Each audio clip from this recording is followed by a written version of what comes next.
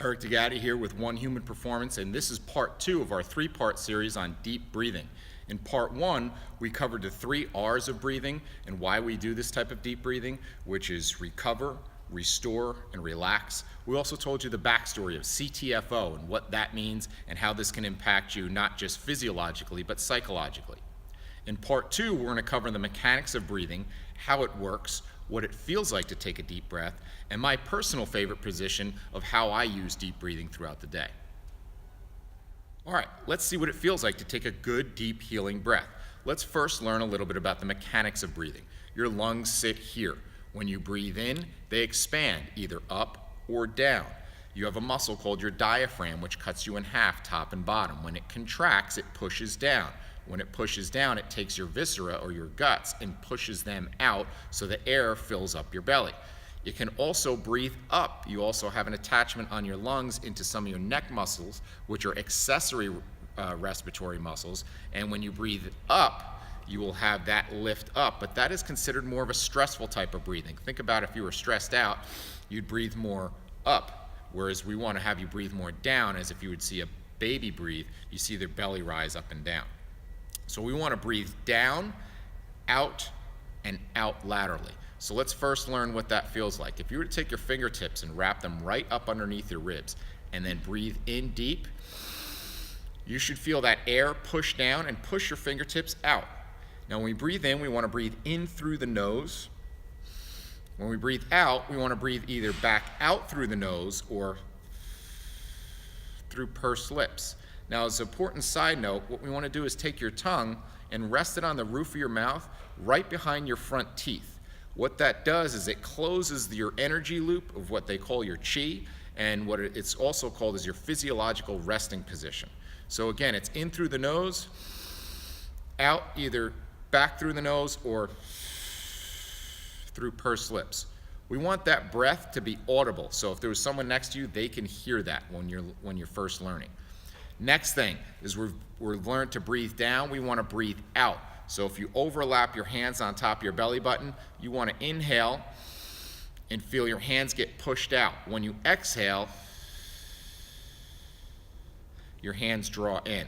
Now when this happens, it's a subtle draw in. It is not a quick contraction. That is bracing. That is not what we want.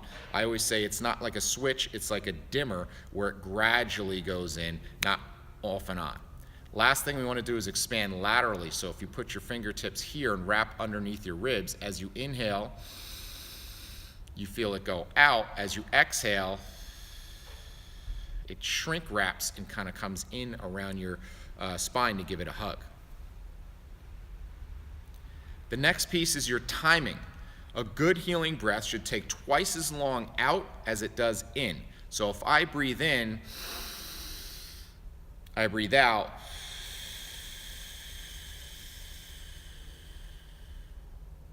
now, it doesn't matter if it's 4 and 8, 5 and 10, 6 and 12, just double the time out that you did to take in.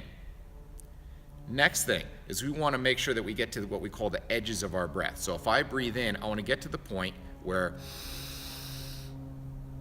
I almost feel like I have to gasp for air. And when I breathe out,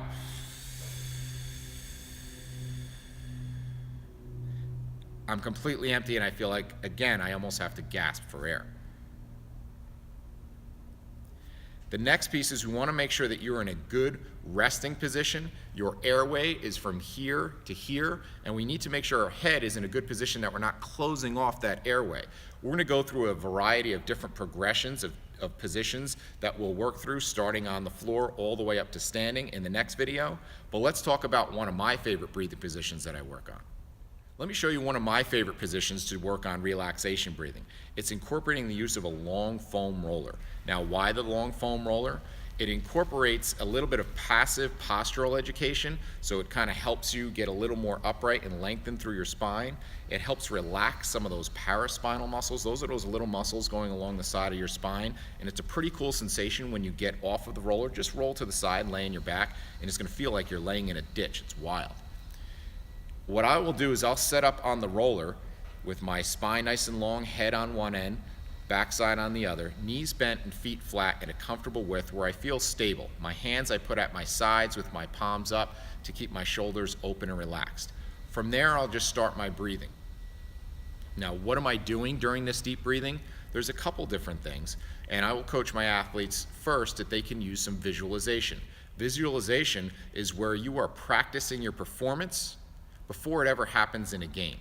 And this is a tool that's been used over time. It's even been stories written about prisoners of war that while they were in captivity, that in their mind they would practice playing piano, or they'd practice rounds of golf in their mind, and when they came home, they actually improved their performance significantly by doing nothing but going through that mental exercise. The other thing that I personally like to do is this is a great place for meditation. Now, meditation takes on many different forms, and the form that I prefer is a guided meditation, and I use an app called Headspace that I highly recommend. There's a couple different apps that you can use for this, but this is pretty simple. Just pop your headphones in and they walk you through the entire process. Once you get through your initial beginner pack, which is just the basics, you can focus on different areas or concentrations, but it's a great way that I highly encourage to start getting into that type of meditative state and use this, again, for those 3 R's of restore, relax, and recover. If you read about highly successful people and look at books like Tim Ferriss's Tools of Titans, and you look at a common thread that many of them use, is the most common thing that you will see amongst all of them as far as their daily habits is meditation. And they will use this once to twice a day. This is not a soft or frilly thing. This is something that really kind of gets you in tune and focus and can really improve not only your mental state of well-being, but highly improve your performance and focus throughout the day. Okay, that wraps up part 2. Now in part 3, what we're going to do is show you different positions that you can breathe in that are going to progress from the most basics on the floor all the way to standing so you can use it in everyday life.